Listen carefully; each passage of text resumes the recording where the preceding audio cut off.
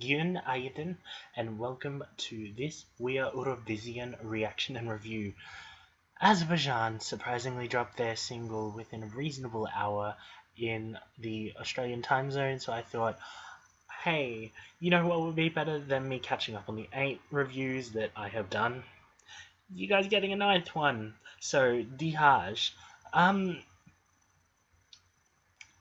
I don't know whether or not she's technically a returning artist because there have been some sources that said that she helped Samra last year. Other sources that disagreed entirely with that statement. So, Dihaj, I wonder what Skeletons is like. Whoa, okay. This is different. When I say different, I do kind of mean good. Whoa. Okay, so I don't really know what to say right now, but damn! Azerbaijan have took a hard turn, and now they're doing electro? Azerbaijan and Latvia? Are you, like, in, partnership here or something? I love how, like, this week has come specifically to save Eurovision. Not to say that I dislike the entries that we got before, but this week specifically seems to be, like, showing up with, like, the finalists, if that makes sense. Azerbaijan, I'm not, like, underwhelmed with this, but, like, what is this direction you're taking? What is the direction, like, half of the countries that have revealed in the last week taken? Because, like, half of these entries, I'm just looking back over my review notes, like, half of them I didn't expect, and Azerbaijan, you trying to do an alternative genre to pop, it's just... Damn, Dihaj, what are you doing? Because, whatever it is, I am in love with it. Kinda, like, not to the point where I'm like, oh my god, yes, that's like the most amazing thing that has ever come out of Eurovision ever, but it is up there. And I don't know what they're doing this year in, like, half of these countries, but you know what? Dihaj, I'm glad you stuck with your style because you're in the first half of the first semi-final to begin with. Now, for those of you who don't know, we have, like, 6 slower songs there, and we're finally starting to get a couple of up-tempo songs there. So it's basically on Sweden to ensure that it doesn't become 7 out of 9 ballads. Which basically we'll find out tomorrow. A lot of the countries that have done internal selections have really taken on that celebrate diversity motto, because a lot of them have picked songs that are a bit out of what you would normally expect from Eurovision, which, you know what? This is the year to do it. And this is the year that... this is going to be a crucial year for the next 10-15 years. So whatever does well here is really going to determine whether or not these new, more experimental entries do end up coming to Eurovision itself. But let us have a look at this entry again and again, and then we will be able to determine what I feel about it. Damn,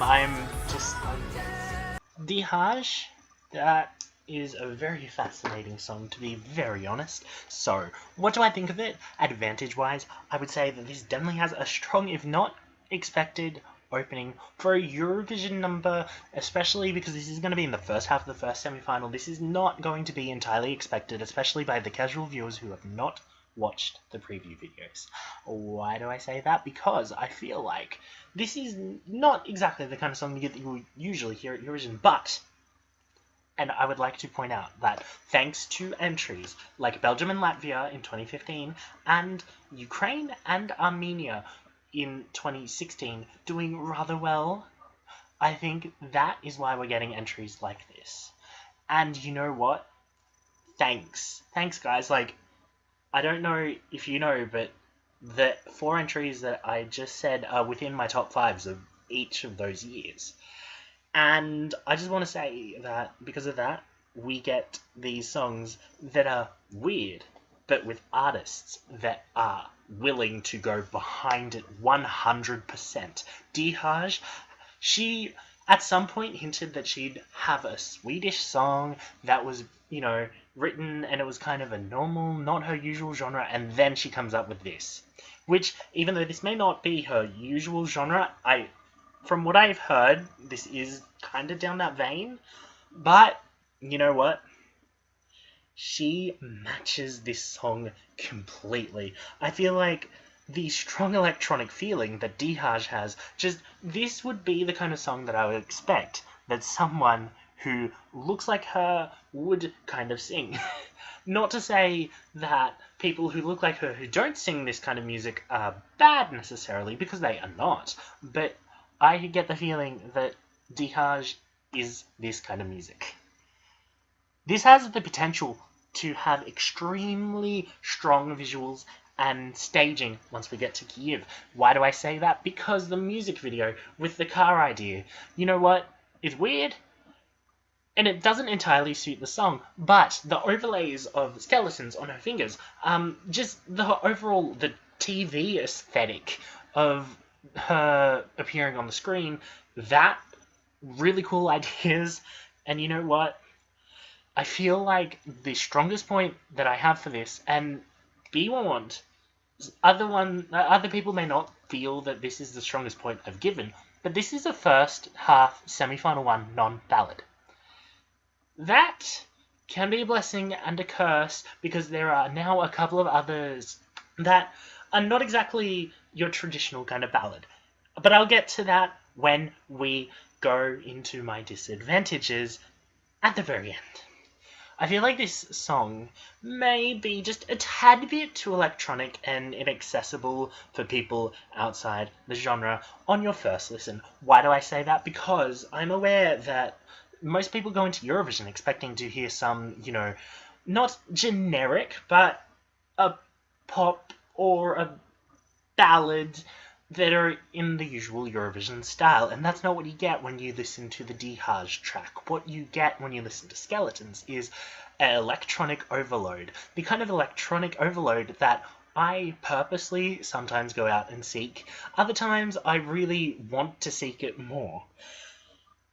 And the other major disadvantage that I have is that this won't work if it is put against the more alternate genres of the Eurovision, because what I get the feeling is we're going to have a slow transition into just vaguely weird entries entering the contest.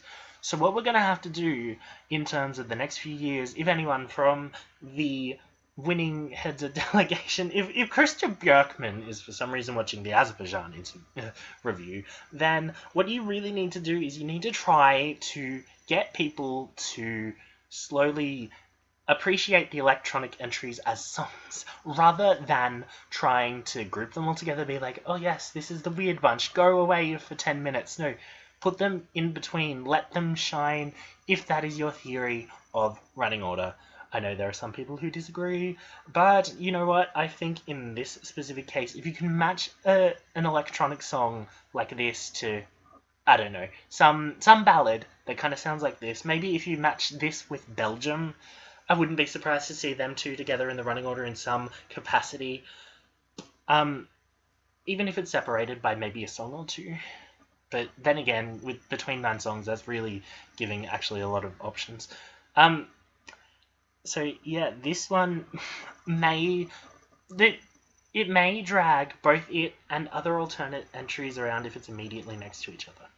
If you have an opinion on this video, please tweet at Eurovision or leave it in the comments below. For Azerbaijan, the score that I give it is a 10 out of 10, a 10 out of 10, and a 9 out of 10. That leaves it with an overall 10 out of 10. So Azerbaijan, you're doing good, and good luck, and do побачення.